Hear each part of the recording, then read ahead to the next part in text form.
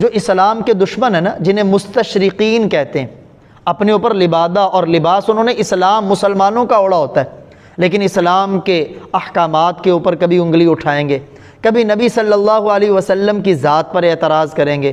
انہی اعتراضوں میں ان کا ایک اعتراض آپ صلی اللہ علیہ وسلم پر یہ ہے کہ دیکھیں امت کو تو 4 تک نکاحوں کی اجازت دی اور خود انہوں نے 11 نکاح کیے، خود بیک وقت ان کے نکاح میں 9 بیویاں تھیں۔ یہ اعتراض کرتے ہیں آپ صلی اللہ علیہ وسلم کی ذات پر، اور اس سے آگے بڑے غلیظ الفاظ اپنی زبان سے وہ نکالتے ہیں کہ دیکھو ان کا نبی تو معاذ اللہ شہوت کے اندر ڈوبا ہوا تھا، اس کی ہر وقت فکر وہ اپنے جسم کی لذت تھی۔ حالانکہ یہ اتنا بڑا بہتان ہے آپ صلی اللہ علیہ وسلم پر کہ اس سے بڑا بہتان کائنات میں کسی کے اوپر نہیں لگایا گیا۔ اگر ہم آپ صلی اللہ علیہ وسلم کی زندگی کو دیکھیں، آپ کا بچپن، آپ کا لڑکپن، آپ کی جوانی مکے والوں میں گزری، وہ سارے آپ کو صادق کہا کرتے تھے، امین کہا کرتے تھے، اپنے معاشرے میں سب سے بڑا باحیا اور شرم و حیا والا کہا کرتے تھے۔ پھر آپ صلی اللہ علیہ وسلم نے جو شادی کی، سب سے پہلی جو آپ کی شادی ہوئی، آپ کی عمر 25 سال ہے، اور جس عورت سے آپ نے شادی کی ان کی عمر 40 سال ہے، سیدہ خدیجۃ الکبریٰ رضی اللہ تعالیٰ عنہ۔ اب آپ خود فیصلہ کریں کہ اگر کوئی آدمی معاذ اللہ جیسے وہ کہتے ہیں شہوت اور جسم کی لذت میں ڈوبا ہو، کیا بھلا وہ اپنے سے 15 سال بڑی عورت سے نکاح کرے گا؟ اور پھر وہ عورت بھی وہ جو 2 خامدوں سے پہلے بیوہ ہوئی ہے۔ تو آپ صلی اللہ علیہ وسلم کا یہ نکاح بھی علل اعلان واضح بتاتا ہے کہ یہاں لذت کا معاملہ نہیں۔ ایک آدمی کی جوانی سیدہ خدیجہ رضی اللہ تعالی عنہا کے ساتھ نکاح میں گزاری، ان کے ساتھ 25 سال آپ نے گزارے، اور اس دوران آپ نے ان کی موجودگی میں کوئی نکاح نہیں کیا۔ حالانکہ مکے کے مشرکوں نے ایک مرتبہ آ کے آپ کو پیشکش کی، اگر آپ مکے کا سب سے بڑا مالدار بننا چاہتے ہیں تو ہم آپ کے لیے دولت اکٹھی کر دیتے ہیں، آپ مالدار بن جائیں، لیکن ہمارے بتوں کی مذمت نہ کریں، اور اگر آپ اپنی اس نئی دعوت سے کسی خوبصورت لڑکی سے شادی کرنا چاہتے ہیں، ہم عرب کی سب سے زیادہ خوبصورت لڑکی سے آپ کی شادی کر دیتے ہیں۔ لیکن اللہ کے پاک پیغمبر صلی اللہ علیہ وآلہ وسلم نے علی الاعلان فرمایا کہ میں تو اللہ کا نبی ہوں، اللہ کی توحید کا پیغام دوں گا، بتوں کی مذمت کروں گا، چاہے میرے دائیں ہاتھ میں سورج رکھ دو، بائیں میں چاند رکھ دو، میں نہیں چھوڑ سکتا۔ تو وہ تو پیشکش کرتے تھے اور اللہ کے نبی نے ریجیکٹ کر دیا۔ 25 سال آپ نے جوانی کی عمر سیدہ خدیجہ کے ساتھ گزاری ہے۔ اگر آپ کو جیسے وہ مستشرقین کہتے ہیں شہوت والا معاملہ ہوتا تو اس عمر میں زیادہ نکاح کرنے چاہیے تھے۔ آپ کی عمر مبارک 50 سال ہے، اس میں پھر آپ نے سیدہ خدیجہ کے انتقال کے بعد جس دوسری عورت سے نکاح کیا، سیدہ سودا رضی اللہ تعالیٰ عنہ، کہ ان کی عمر مبارک ایک روایت میں 50 سال ہے، یا دوسرے میں بعض مورخین نے کہا 55 سال ہے، اور یہ سیدہ سودا رضی اللہ تعالیٰ عنہ بیوہ ہیں۔ ان کا سارا گھرانہ وہ کفر کی حالت میں ہے۔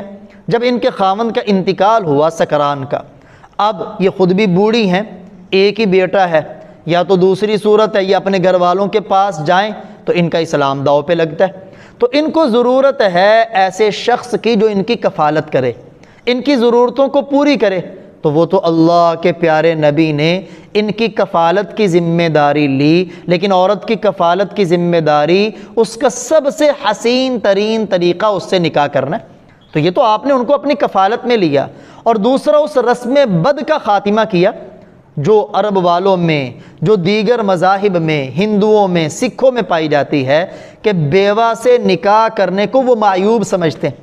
اللہ کے پاک پیغمبر نے خود نکاح فرما کے اپنی امت کو بتا دیا یہ جاہلانہ رسم ہے، بیوہ سے نکاح کرنے والے تو تمہارے نبی ہیں۔ بلکہ آپ صلی اللہ علیہ وسلم نے جتنے نکاح کیے، آپ نے خود اپنی زبان مبارک سے فرمایا ما تزوجت وما زوجت الا بوحی من السماء نزل به جبرائیل علیہ السلام، میں نے خود جو شادی کی ہے اور ایسے ہی میں نے اپنی بیٹیوں کی جو شادیاں کی ہیں، یہ میں نے اللہ کی طرف سے آنے والی وحی کے اوپر کی ہے، یعنی اپنی مرضی سے نہ میں نے خود شادی کی ہے، اللہ کی طرف سے وحی آئی، حکم آیا تو میں نے شادی کی۔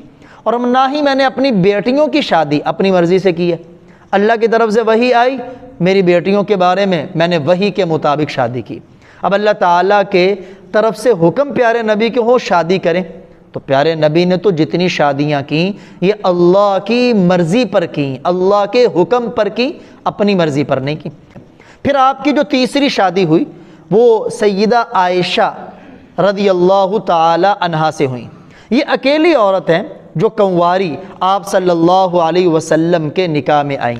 ان کے علاوہ باقی سب کی سب جو آپ کے نکاح میں آئیں یا بیوہ تھیں یا مطلقہ تھیں۔ اب ان کے ساتھ جو آپ صلی اللہ علیہ وسلم نے نکاح کیا، اس کی پہلی حکمت یہ سیدنا صدیق اکبر کی لخت جگر تھی، اور سیدنا صدیق اکبر کو آپ نے اپنا بھائی بنایا ہوا تھا۔ جیسے آپ نے عرب کے اندر پھیلی ہوئی ایک جاہلانہ رسم زید بن حارثہ رضی اللہ تعالی عنہ، جن کو آپ نے اپنا منہ بولا بیٹا کہا تھا، پھر انہوں نے جب اپنی بیوی زینب کو طلاق دی تو چونکہ عرب کے اندر دستور تھا جسے وہ منہ بولا بیٹا کہہ دیتے تھے نا، تو اسے حقیقی بیٹے کی طرح سمجھتے تھے، پھر اس کی بیوہ سے وہ شادی نہیں کرتے تھے۔ تو اللہ جل جلالہ نے جیسے اس جاہلانہ رسم کو آپ کے ذریعے ختم کیا، ایسے ہی جس کو وہ اپنا بھائی کہہ لیتے تھے نا، تو پھر بھائی کی بیٹی سے بھی شادی نہیں کرتے تھے۔ تو اس جاہلانہ رسم کا خاتمہ بھی اللہ تعالیٰ نے آپ کے ذریعے کروایا۔ چنانچہ جب آپ نے نکاح کا پیغام بھیجا تو سیدنا صدیق اکبر نے عرض کیا، یا رسول اللہ میں تو آپ کا بھائی ہوں۔ تو آپ نے فرمایا وہ تو اسلامی اخوت ہے، رشتہ ہو سکتا ہے، چونکہ عرب میں رواج تھا تو اس جاہلانہ رسم کو ختم کیا۔ اور دوسرا، آپ صلی اللہ علیہ وسلم نے سیدہ عائشہ سے جو نکاح کیا یہ اپنی مرضی سے نہیں کیا، بلکہ روایات میں آتا ہے جبریل امی 3 مرتبہ آپ کے پاس عائشہ کی تصویر لے کے آئے اور کہا ان سے آپ کی شادی ہوگی، بلکہ ایک روایت میں کہ آ کے عرض کی، یا رسول اللہ نے ان سے آپ کا نکاح کر دیا۔ اور عائشہ رضی اللہ تعالیٰ عنہ ان کی عمر چھوٹی تھی، ان سے ایک نکاح کی حکمت یہ بھی تھی کیونکہ اس عمر میں حافظہ تیز ہوتا ہے، دین کے احکامات جو گھریلو زندگی سے تعلق رکھتے ہیں وہ امت تک پہنچانے تھے، چنانچہ سیدہ عائشہ رضی اللہ تعالی عنہا نے اس کا حق ادا کیا۔ بعض علماء تو کہتے ہیں آدھا دین امت تک پہنچانے والی سیدہ عائشہ رضی اللہ تعالی عنہا ہے، اور بعض مورخین نے کہا دین کا چوتھائی حصہ امی عائشہ صدیقہ رضی اللہ تعالی عنہا نے دین کا امت تک پہنچایا۔ چنانچہ آج بھی اگر آپ مسجد نبوی جائیں، اللہ تعالیٰ وہاں جانے کا موقع دے، تو وہاں ایک ستون ہے جس کا نام ہے اسطوانہ عائشہ، عائشہ کا ستون۔ امی عائشہ اپنے حجرہ میں بیٹھتی جہاں پیارے نبی کی قبر مبارک ہے، اور صحابہ اکرام اس ستون کے پاس بیٹھتے، آپ سے فتوے بھی طلب کرتے، دینی مسائل بھی پوچھتے، حتیٰ کہ صحابہ نہیں بلکہ بڑے صحابہ ابو بکر و عمر رضی اللہ تعالیٰ عنہما کو بھی ضرورت پڑتی تو وہ بھی مسائل میں آپ کی طرف رجوع کرتے۔ چنانچہ انہوں نے 2210 احادیث آپ صلی اللہ علیہ وسلم کی امت تک پہنچائی ہیں۔ تو ان کے ساتھ نکاح کا مقصد گھریلو زندگی کو صحیح طریقے سے امت تک پہنچانا تھا۔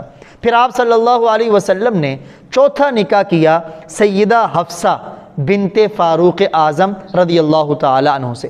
یہ سیدہ حفصہ رضی اللہ تعالی عنہ، ان کے خامند کا نام تھا خنیس بن حذافہ رضی اللہ تعالی عنہ۔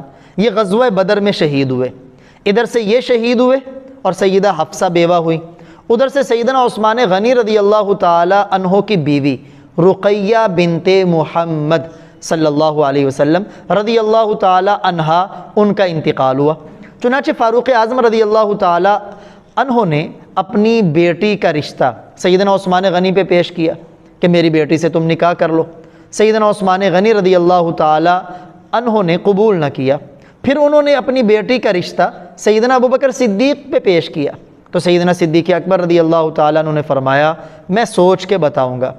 اسی دوران آپ صلی اللہ علیہ وسلم نے سیدہ حفصہ رضی اللہ تعالی عنہا کو نکاح کا پیغام بھیجا، اور یہ بھی دلجوئی تھی کہ ان کے خاوند دین کے لیے اپنی جان کا نذرانہ پیش کر گئے، اور پھر سیدنا ابوبکر فاروق اعظم سے ملے اور کہنے لگے اے عمر، ہو سکتا ہے تم نے ناراضگی لی ہو جب میں نے معذرت کی یا تمہیں جواب نہیں دیا، چونکہ میں اللہ کے رسول کی زبان سے سن چکا تھا کہ آپ حفصہ میں رغبت رکھتے تھے، لیکن میں نے آپ کے راز کو فاش نہیں کیا۔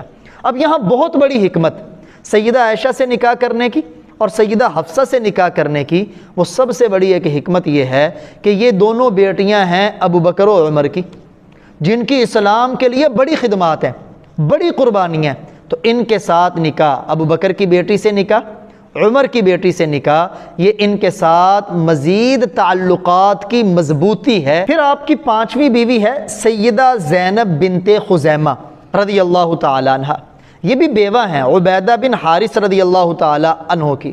غزوہ بدر کے اندر جب اول مقابلے کے لیے آپ نے بعض صحابہ کو پیش کیا نا، ان میں عبیدہ بن حارث بھی تھے، یہ شہید ہوئے۔ اب اس وقت میدان میں سیدہ زینب بنت خزیمہ بھی تھیں، اندازہ کریں کس قدر ان کا ایمان اور صبر ان کے اندر بلند تھا۔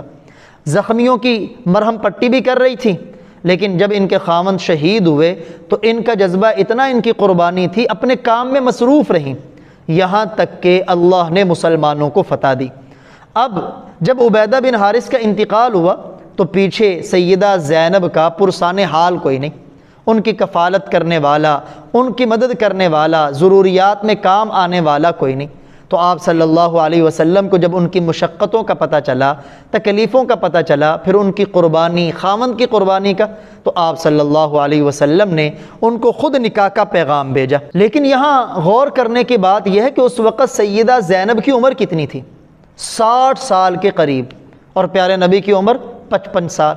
اب دیکھیں یہ تماچا ہے ان لوگوں کے منہ پر جو پیارے نبی پر بہتان لگاتے ہیں۔ بھلا 60 سال کی عمر کی عورت سے نکاح سوائے اس کی کفالت کے، اس کی ضروریات پوری کرنے کے، اس کا اور کیا مقصد ہو سکتا ہے؟ چنانچہ سیدہ زینب 2 سال رہیں، 2 سال بعد ان کا انتقال ہو گیا۔ اور یہ بہت بڑی اللہ کے پیارے نبی نے اپنی امت کو تعلیم دی کہ کسی عورت سے بسا اوقات نکاح اس کی ضروریات پوری کرنے کے لیے بھی کیا جاتا ہے۔ آپ صلی اللہ علیہ وسلم نے چھٹا نکاح کیا سیدہ ام سلمہ رضی اللہ تعالیٰ عنہ، جن کا نام ہے ہند المخزومیہ۔ سیدہ ام سلمہ رضی اللہ تعالیٰ عنہ بھی بیوہ ہیں عبداللہ بن عبد الاسد کی، اور یہ دونوں میاں بیوی ابتدا میں ہی اسلام قبول کرنے والے۔ ان دونوں میاں بیوی نے اپنے اسلام کی خاطر، اپنے دین کو بچانے کی خاطر، جب مکہ میں ظلم و ستم زیادہ ہوا تو دونوں نے حبشہ کی طرف ہجرت کی۔ اب حبشہ کی طرف ہجرت کرنے والے بھی ہیں، پھر ان کے خاوند نے اپنی جرت و بہادری غزوہ احد کے اندر اس کا مظاہرہ کیا، اور ان کے خاوند وہ غزوہ احد کے اندر شہید ہو گئے، جن کو ابو سلمہ بھی کہتے ہیں، اور ان کا نام عبداللہ ہے۔ اب پیچھے انہوں نے 4 بچے چھوڑے، 2 بیٹے یتیم، 2 بیٹیاں یتیم۔ اب ام سلمہ رضی اللہ تعالی عنہا کی عمر اس وقت 55 سال ہے، ان کا کوئی معین و مددگار نہیں، کوئی کفالت کرنے والا نہیں۔ تو ایسے موقع پر جب آپ صلی اللہ علیہ وسلم کو ان کی پریشانی کا، ان کی تکلیفوں کا، ان کی مشکلات کا پتہ چلا، اور آپ نے خود نکاح کا پیغام ام سلمہ کی طرف بھیجا۔ ام سلمہ کو جب پیغام پہنچا نا، حالانکہ بوڑھی ہیں، آپ صلی اللہ علیہ وسلم کو یہ نہیں کہ یہ لذت جسمانی ہے، صرف کفالت کرنے کا جذبہ ہے۔ یہ اسلام نے کتنی پیاری رہنمائی فرمائی۔ آج ہمارے معاشرے میں بھی دیکھیں نا، عورت بیوہ ہو جائے، جوان ہے، وہی جاہلانہ رسم ہندوؤں کی، سکھوں کی، غیر مذہب والوں کی، کہ آج بھی لوگ اس سے نکاح نہیں کرتے۔ لیکن میرے اور آپ کے پیارے آقا صلی اللہ علیہ وسلم نے بیوہ جوان ہو اس کے نکاح کی تو بڑی ترغیب ہے، بوڑھی بھی ہو تو اس کی کفالت کرنے کے لیے بھی آپ نے نکاح کر کے امت کو ایک بہت بڑا اسوہ حسنہ دیا۔ تو ام سلمہ رضی اللہ تعالی عنہا کی اس وقت عمر مبارک 55 سال تھی۔ آپ صلی اللہ علیہ وسلم نے جب نکاح کا پیغام بھیجا، ابتدا میں معذرت کر لی۔ پہلا عذر یہ پیش کیا، یا رسول اللہ میں تو بوڑھی ہوں، آپ کو مجھ سے کیا حاجت۔ نمبر 2، پھر میرے یتیم بچے ہیں، یتیموں کی ماں ہوں۔ نمبر 3، میں کچھ زبان کی تیز ہوں، میرے اندر غیرت زیادہ ہے کہ اب پہلے خاوند کے بعد میں دوسرے خاوند سے دوسرے سے کیسے نکاح کروں۔ آپ صلی اللہ علیہ وسلم نے فرمایا، جو تم نے بڑھاپے کا ذکر کیا ہے اس کی مجھے کوئی پرواہ نہیں، کیونکہ وہاں مقصد ہی یہ ہے کفالت کرنا، اور یتیم بچوں کا معاملہ ان کو تو میں اپنی کفالت میں لوں گا، ان کی خود تربیت کروں گا۔ باقی رہی تمہارے دل کی غیرت تو میں اپنے اللہ سے دعا کروں گا، اللہ تعالیٰ اس کو تمہارے دل سے ختم کر دے۔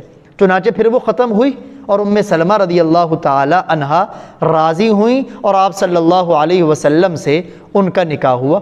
یہاں بھی دیکھیں، صرف ان کے بچوں کی تربیت ہے، کیونکہ خامند اور ان کی قربانیاں بڑھیں اور ان کی ضروریات کی فکر ہے۔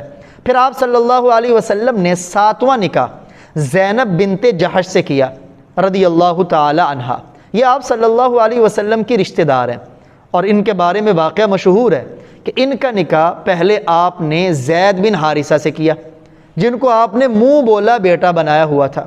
صحابہ کرام ان کو زید بن محمد کہتے تھے۔ اب آپس میں نباہ نہ ہو سکا، چونکہ ایک طرف عالی خاندان اور دوسرا زید مدینے میں مشہور ہیں کہ وہ غلام ہیں، غلامی کی زندگی میں آئے ہیں، تو نباہ نہ ہو سکا۔ بالآخر زید نے زینب رضی اللہ تعالی عنہا کو طلاق دے دی۔ اب جب ان کو طلاق دے دی تو اللہ تعالیٰ نے اپنے پیارے نبی کو حکم دیا کہ آپ زینب سے نکاح کریں۔ اب آپ صلی اللہ علیہ وسلم ڈر رہے کہ یہاں تو لوگ منہ بولے بیٹے کی بیوی کو اپنی سگی اور حقیقی بہو سمجھتے ہیں اور اس سے نکاح کو برا سمجھتے ہیں، تو اللہ تعالیٰ نے قرآن پاک میں فرمایا وَتَخْشَى النَّاسَ وَاللَّهُ أَحَقُّ أَن تَخْشَى۔ آپ کے دل میں لوگوں کا ڈر تھا کہ لوگ کیا باتیں کریں گے، حالانکہ اللہ زیادہ حقدار تھا کہ آپ اللہ سے ڈریں۔ پھر اللہ تعالیٰ نے قرآن پاک میں فرمایا، اور یہ آپ کی وہ اکیلی زوجہ محترمہ ہیں جن کا نکاح خود اللہ نے پڑھایا، اور اس کا ذکر اللہ کے قرآن میں ہے فَلَمَّا قَضَى زَيْدٌ مِّنْهَا وَتَرَى۔ جب زید ان سے اپنی حاجت پوری کر چکے، یعنی زید سے وہ فارغ ہو چکی، زَوَّجْنَاكَهَا، ہم نے آپ کا نکاح زینب سے کروا دیا۔ کیوں؟ لِكَيْ لَا يَكُونَ عَلَى الْمُؤْمِنِينَ حَرَجٌ فِي أَزْوَاجِ أَدْعِيَائِهِمْ، تاکہ ایمان والوں پر اپنے منہ بولے بیٹوں کے بارے میں کوئی تنگی نہ ہو، کہ اگر وہ اپنی بیوی کو طلاق دے دیں تو منہ بولے بیٹے کی بیوی سے نکاح کرنے میں انہیں کوئی حرج اور تنگی پیش نہ ہے۔ تو زینب بنت جحش رضی اللہ تعالیٰ عنہ سے نکاح وہاں عرب کے اندر پھیلی ہوئی ایک بری رسم کے خاتمے کے لیے آپ نے کیا، اور نکاح کروانے والی ذات اللہ کی ذات ہے۔ آپ نے 8واں نکاح سیدہ جویریہ بنت حارث رضی اللہ تعالیٰ عنہ سے کیا۔ یہ بھی بیوہ ہیں ماتع بن صفوان سے۔ یہ ماتع بن صفوان جو تھا اسلام کا، پیارے آقا کا اور مسلمانوں کا بہت بڑا دشمن تھا۔ غزوہ بنو المصطلق جو پیش آیا اس میں ماتع قتل ہوا، اور جویریہ وہ قیدیوں کے اندر مال غنیمت میں آئیں۔ جب آپ صلی اللہ علیہ وسلم نے مال غنیمت کو اپنے صحابہ کے درمیان تقسیم کیا تو جویریہ یہ ثابت بن قیس رضی اللہ تعالی عنہ کے حصے میں آئیں۔ جب یہ ان کے حصے میں آئیں تو یہ آپ صلی اللہ علیہ وسلم کی خدمت میں حاضر ہوئیں اور آ کے کہنے لگی یا رسول اللہ، آپ جانتے ہیں کہ میں بنو المصطلق قبیلے کے سردار کی بیٹی ہوں، ہم میں قید ہو کے آ گئی تو مال غنیمت میں ثابت بن قیس کے پاس گئی، تو چونکہ میں تو کسی کی غلامی برداشت نہیں کر سکتی، میں نے ثابت سے کہا تم بتاؤ کتنے پیسے چاہیے مجھے آزاد کر دو۔ اسے کہتے ہیں مکاتب بنانا، کہ تم اتنے پیسے دے دو تو تم آزاد۔ یا رسول اللہ، انہوں نے چند چاندی کے سکے مانگے ہیں، آپ ان سکوں کی ادائیگی میں میری مدد کریں۔ آپ صلی اللہ علیہ وسلم نے فرمایا اے جویریہ، میں تمہیں دو اختیار دیتا ہوں، یا تو میں تمہیں وہ چاندی کے سکے دے دیتا ہوں، تم واپس اپنے باپ کے ساتھ پیچھے اپنے علاقے میں چلی جاؤ، یعنی کفر کے اوپر برقرار رہو، یا دوسرا آپشن یہ ہے کہ میں تمہاری آزادی میں تمہاری مدد کرتا ہوں، تمہیں آزاد کرتا ہوں اور پھر تمہارے ساتھ نکاح کر لیتا ہوں، آگے تمہاری مرضی، تم جو بھی کرو۔ تو جویریہ رضی اللہ تعالی عنہ نے اس دوسرے آپشن کو قبول کیا، یا رسول اللہ میں اسلام کو بھی قبول کرتی ہوں اور آپ کے ساتھ نکاح کرنے کو بھی قبول کرتی ہوں۔ اب یہاں مقصد کیا تھا؟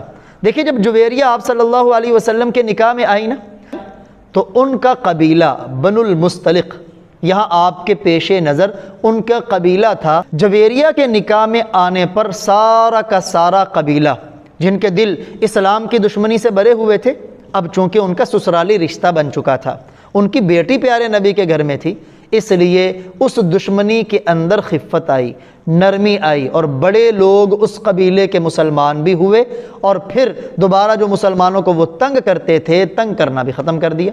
اب یہاں حکمت پورا کا پورا قبیلہ ہے، ایک نکاح سے پورا قبیلہ اگر اسلام میں آئے، پورا قبیلہ اگر اسلام کی طرف مائل ہو تو یہ بہت بڑی بات ہے، یہاں یہی حکمت تھی۔ 9ویں نمبر پر آپ نے شادی کی سیدہ ام حبیبہ رضی اللہ تعالی عنہ۔ یہ ابو سفیان کی بیٹی ہیں۔ ابو سفیان کی دشمنی اسلام کے بارے میں، پیارے نبی کے بارے میں، مسلمانوں کے بارے میں کسی پہ ڈکی چھپی نہیں ہے۔ وہ جاہلیت میں بہت بڑے دشمن تھے آپ صلی اللہ علیہ وسلم کے، بڑی لڑائیاں انہوں نے آپ صلی اللہ علیہ وسلم کے ساتھ کی۔ حبیبہ رضی اللہ تعالیٰ عنہ چونکہ مسلمان ہو چکی تھی، انہوں نے اپنے خاوند عبید اللہ بن جحش رضی اللہ تعالیٰ عنہ کے ساتھ اپنے اسلام کو بچانے کے لیے حبشہ کی طرف ہجرت کی۔ اب ہوا کیا، جب یہ حبشہ کی طرف ہجرت کر کے حبشہ پہنچے تو ان کے خاوند کا انتقال حبشہ میں ہو گیا، تو اب حبیبہ کا کفیل کوئی نہیں، یار و مددگار کوئی نہیں، تو حبیبہ پردیس میں ہیں، خاوند کا سایہ سر سے اٹھ گیا، اب بڑی پریشان ہے۔ اب دو ہی صورتیں، یا تو واپس اپنے والد کے پاس آئے تو پھر ان کا ایمان خطرے میں، یا تو والد انہیں کفر پر مجبور کرے گا، اگر نہیں قبول کریں گی تو تکلیفیں دے گا۔ دوسری صورت یہی تھی کہ ان کی کوئی کفالت کرتا، چنانچہ آپ صلی اللہ علیہ وسلم نے خود نکاح کا پیغام بھیجا نجاشی کو کہ میری طرف سے تم حبیبہ کو نکاح کا پیغام دو۔ چنانچہ حبیبہ بڑی خوش ہوئی کہ اللہ کے پیارے نبی نے میرے سر پہ ہاتھ رکھا، کفالت کر لی، اور اس نکاح کا حق مہر 400 دینار نجاشی نے اپنی طرف سے ادا کیا۔ اور پھر یہاں دوسری حکمت بھی تھی کہ ابو سفیان جو مکے کا چودھری ہے، مکے کا وڈیرا ہے، اسلام کا بڑا سخت دشمن ہے، اس شادی کی برکت سے ابو سفیان کی وہ دشمنی جو عروج پہ تھی اس کے اندر کمی آئی، اسلام کی طرف اس کا دل مائل ہوا، چنانچہ وہ مدینہ میں بھی آیا اپنی بیٹی کو ملنے کے لیے، اور یہی نتیجہ ہوا کہ پھر ابو سفیان فتح مکہ کے موقع پر مسلمان ہو گیا۔ تو یہاں بھی آپ صلی اللہ علیہ وسلم کے شادی کرنے کی حکمت بالکل واضح۔ 10واں نکاح آپ صلی اللہ علیہ وسلم کا ہوا سیدہ صفیہ رضی اللہ تعالیٰ عنہ سے، اور یہ صفیہ رضی اللہ تعالیٰ عنہ یہودیہ تھی، یہود کے 2 بڑے قبائل کی سردار تھیں، بنو نذیر، بنو قریظہ، اور ان دونوں کی دشمنی اسلام کے بارے میں، مسلمانوں کے بارے میں بالکل عیاں ہے۔ حالانکہ پیارے نبی کے ساتھ معاہدہ کیا ہوا تھا کہ ہم آپ کے خلاف نہیں لڑیں گے، آپ کے ساتھ دوسروں کے خلاف لڑیں گے، لیکن انہوں نے غدر کی، خیانت کی، جس پر آپ صلی اللہ علیہ وسلم نے اس قبیلے کا محاصرہ بھی کیا۔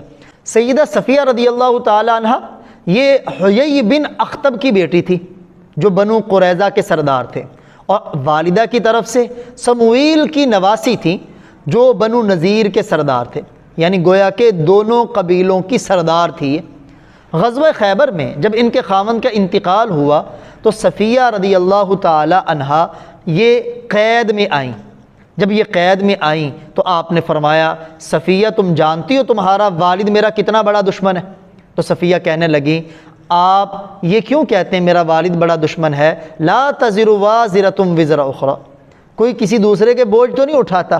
پھر آپ نے صفیہ سے کہا اے صفیہ اگر تم چاہو تو میں تمہیں آزاد کر دیتا ہوں، اپنے والد کے ساتھ چلی جاؤ، اور اگر تم چاہو تو اسلام قبول کر لو اور میں تمہارے ساتھ نکاح کرنے کو تیار ہوں۔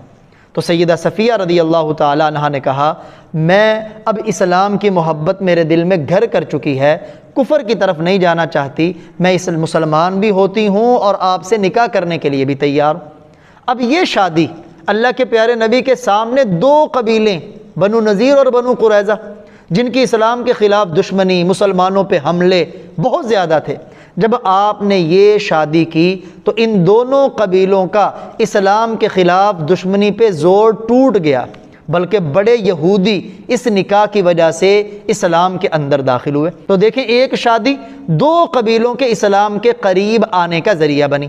اور سیدہ صفیہ رضی اللہ تعالی عنہا سے جب آپ نے نکاح کیا، وہ نکاح میں آئی تو جو آپ نے مال غنیمت تقسیم کیا تھا نا، صحابہ کرام کو پتہ چلا کہ اب تو یہ پیارے نبی کے سسرال بن گئے، پیارے نبی کا سسرال ہو، ہماری غلامی کے اندر ہو، یہ کیسے برداشت ہے؟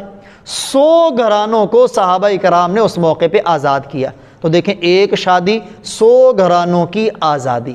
آپ صلی اللہ علیہ وسلم نے 11واں نکاح کیا سیدہ میمونہ رضی اللہ تعالی عنہ سے۔ پہلے 2 جگہ سے بیوہ ہیں، یعنی ان کے پہلے خاوند کا بھی انتقال ہوا، دوسرے خاوند ارحم بن عبد العزیٰ کا بھی انتقال ہوا۔ سیدہ میمونہ رضی اللہ تعالی عنہ کوئی معمولی خاتون نہیں تھی، یہ ایسے خاندان سے تھی کہ ان کے خاندان وہ کئی قبیلے تھے جو اسلام کے خلاف بڑا بغض رکھتے تھے، اور یہ وہی قبائل ہیں کہ جنہوں نے اپنے اسلام کو ظاہر کر کے آپ سے 70 قاریوں کو مانگا، کہ ہمارے ساتھ بھیجیں، وہ ہمارے قبیلوں میں جا کے اسلام کی دعوت پھیلائیں۔ تو آپ صلی اللہ علیہ وسلم نے بھیجا، انہوں نے ان 70 قاریوں کو شہید کر دیا۔ اب جب میمونہ رضی اللہ تعالی عنہا سے آپ کے نکاح کا معاملہ ہوا تو آپ کے پیش نظر وہ عرب کے قبائل تھے کہ ان سے نکاح کروں گا، وہ عرب کے قبائل اسلام کی طرف مائل ہو جائیں گے۔ ایسا ہی ہوا، بڑے لوگ اسلام کے اندر داخل ہوئے سیدہ میمونہ سے نکاح کرنے پر۔ تو اس ساری بات کا خلاصہ یہ ہے کہ یہاں کوئی جسمانی لذت نہیں تھی، کوئی شہوت کا غلبہ نہیں تھا، وگرنہ آپ 25 سال اپنی جوانی کے ایک ہی عورت کے ساتھ نکاح میں نہ گزارتے۔ پھر آپ کے جو باقی نکاح ہوئے ہیں ان میں یا تو خاطرداری تھی، یا تو کسی عورت کی کفالت تھی، یا تو اس کی قربانیوں کا صلہ تھا، یا کسی قبیلے کو اسلام کی طرف مائل کرنا تھا، اس کے علاوہ کوئی اور جذبہ نہیں تھا۔